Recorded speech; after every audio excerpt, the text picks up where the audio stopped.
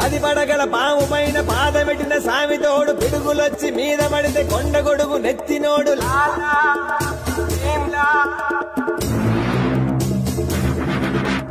ఎద్దులొచ్చి మీద పడితే గుద్ది గుద్ది సంపినోడు ఎదురొచ్చిన పైల్వాన్ని పైకి పైకి ఇసిరినాడు